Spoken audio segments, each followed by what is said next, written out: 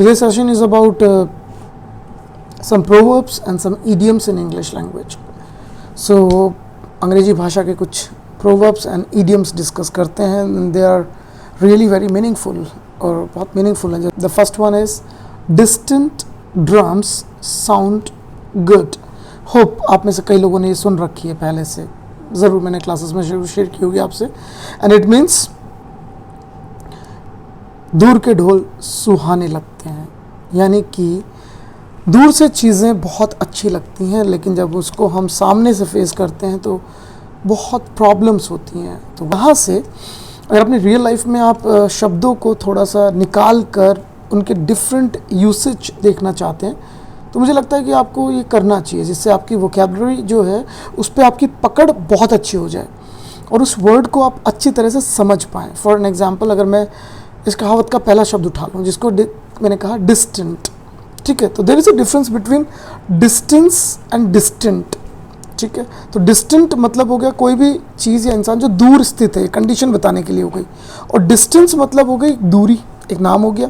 तो एक ये जयपुर है, ये भोपाल है, इस दोनों की जो बीच में जो दूरी है वो डिस्टेंस कहलाएगी. कुछ लोग को लगता है कि लाइफ में बहुत बड़ा कुछ अचीव करने के लिए जब अपना सपना किसी को बताते हैं तो कई लोग उनको मे बी आई थिंक क्योंकि there are so many people जिनका शायद जो एटीट्यूड है वो थोड़ा नेगेटिव है, तो वो यही बोलते हैं अरे यार इट्स अ डिस्टेंट ड्रीम. तो it's a distant dream, yes, जो आप ड्रीम बता रहे हैं, जो आप अपने विश बता रहे हैं, उनके हिसाब से लगता है कि इसको अचीव करना शायद नामुमकिन है, यानी कि डिस्टेंट ड्रीम है वो. ठीक है, तो डिस्टेंट रिलेटिव्स भी होते हैं हमारे आसपास में, जो भी हमारे रिश्तेदार हैं, रिलेटिव्स हैं, ठीक है, बट मैं अगर बात करूं अगर वो दूर के रिश्तेदार हैं तो आप उन्हें डिस्टेंट रिलेटिव्स बोल सकते हैं. A been in liberty is better than a comfort in prison. I don't know आपको ये समझ में आया नहीं आया. अब बीन मतलब आपको समझ में ही आता होगा, और ज़्यादातर यंगस्टर से अगर पूछे कि आपको बीन्स खाना पसंद है तो लोग मना कर देंगे, नहीं, बीन्स मतलब फली हैं, तो फली की जो सब्जियां होती हैं वो नॉर्मली बहुत लोगों को पसंद नहीं है खाना. ठीक है, अपनी अपनी चॉइस है, matter of choice, fine. So a been in liberty, so liberty means आज़ादी.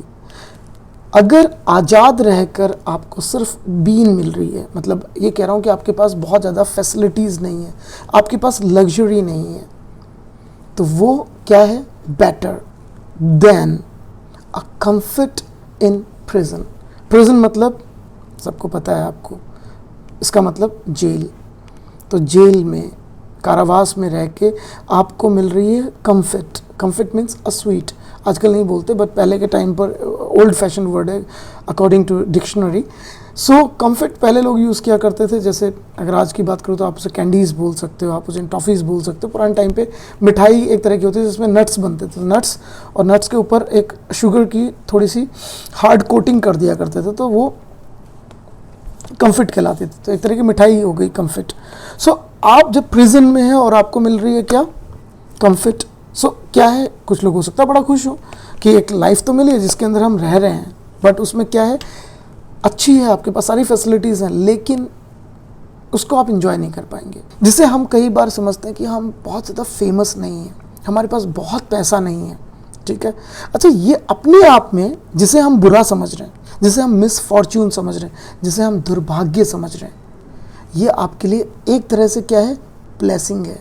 इसलिए कहावत बनी है, अ ब्लेसिंग इन डिस्गाइज, जिसे हम मिस फॉर्च्यून समझते हैं और वो हमारे लिए बेनिफिट की चीज़ होती है.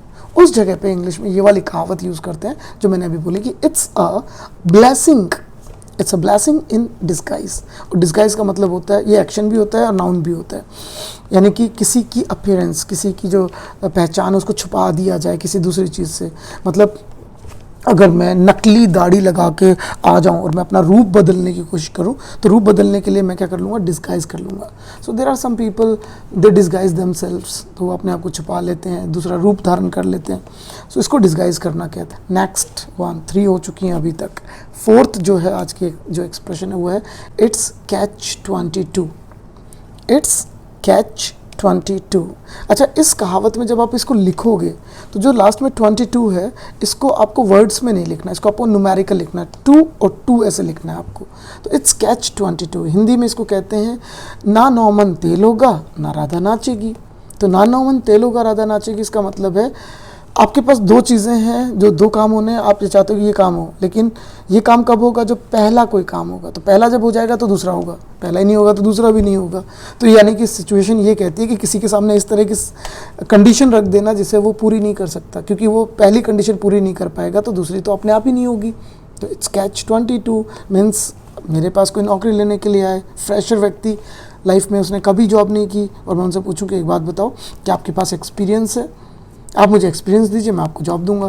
व्यक्ति जो फ्रेशर, उसने आज तक कभी जॉब नहीं की है, वो मुझे एक्सपीरियंस कहाँ से ला के देगा? लेकिन मैंने कहा जॉब मैं दूंगा, मैं मना नहीं कर रहा, बट मुझे एक्सपीरियंस चाहिए। तो ये जो सिचुएशन रख दी मैंने उनके सामने, वो सिंपल सी है। वो यही बोलेगा, sir it's a catch 22 situation. A drop in the ocean means ऊंट के मुंह में जीरा, क्यूमन। सो क्यूमन सीड जो है उसके बारे में बात कर लेते हो। तो अ ड्रॉप, ओशियन तो आपको पता ही है, समुद्र है, बहुत बड़ा है, और उसमें अगर इतना सा एक पानी का टुकड़ा पड़ जाए या ड्रॉप गिर जाए तो आप समझ लो उसकी कोई वैल्यू ही नहीं बचती। तो जब एक बहुत बड़ी चीज़ में किसी एक छोटी सी चीज़ की कोई वैल्यू नहीं है, तो it's a drop in the ocean. याद। Next one, a guilty mind is always suspicious. But Hindi में कहते हैं चोर की दाढ़ी में तिनका, यानी कि जिसने गलत किया है उसको सबसे पहले ऐसा लगता है कि मेरे ऊपर कहीं अंगुली ना उठ जाए, तो उसको यही लगता है कि मेरे ऊपर शक ना हो जाए। So guilty mind is always suspicious. Guilty means आपको पता ही होगा, जो गुनहगार होते हैं उन्हें गिल्टी बोलते हैं। तो जिस दिमाग में ऑलरेडी चलता है कि हाँ मैं गुनहगार हूँ, तो इज़ ऑलवेज सस्पिशियस। और सस्पिशियस मतलब जिस पे शक किया जाता है उसको सस्पिशियस बोलते हैं। That's it. So guilty mind is always suspicious. अब यहाँ से भी एक वर्ड और याद कर लीजिए, एक सस्पिशियस जिस पे शक किया जाता है, एक होता है सस्पिशन जिसको शक कहते हैं। तो सस्पिशन मतलब शक है, और जिस पे शक किया जाए वो सस्पिशियस है। Fine, thank you. The next one, cry in wilderness. Hindi में इसको कहते हैं भैंस के आगे भीन बजाना। आपको पता है कि आप उस इंसान को समझाने की कोशिश कर रहे हैं जिसने आज तक किसी की बात मानी ही नहीं है, और फिर भी आप कोशिश कर रहे हैं। तो जब मुझे पहले के अनुभव पता है, पास्ट में उस इंसान को किसी ने समझाने की कोशिश की, उसने कभी किसी की नहीं सुनी, तो मैंने कहा why are you wasting your time, why are you crying in wilderness. So why are you crying in wilderness का मतलब ये भी है। तो आप ये कहावतों को चेंज कर सकते हो जब आपको बोलना है। फाइन। सो आप द नेक्स्ट वर्ड, बहुत अच्छी कहावत, इसको कहते हैं चित भी मेरी पट भी मेरी। चित एंड पट मतलब आपको मालूम है हेड्स एंड टेल्स बोलते हैं इसको। सो इसको इंग्लिश में कहते हैं हेड्स आई विन। ठीक है, अगर हेड्स आया तो मैं जीतूंगा। ठीक है, तो heads I win, tells you lose. तो आप समझो, चित भी मेरी पट भी मेरा, मतलब मैं दोनों सेंस में ये कह रहा हूँ कि गलत मैं तो होऊंगा नहीं, यानी कि बेनिफिट दोनों कंडीशन में मेरा ही होना है, आपका नहीं होना है। समझ गए आप?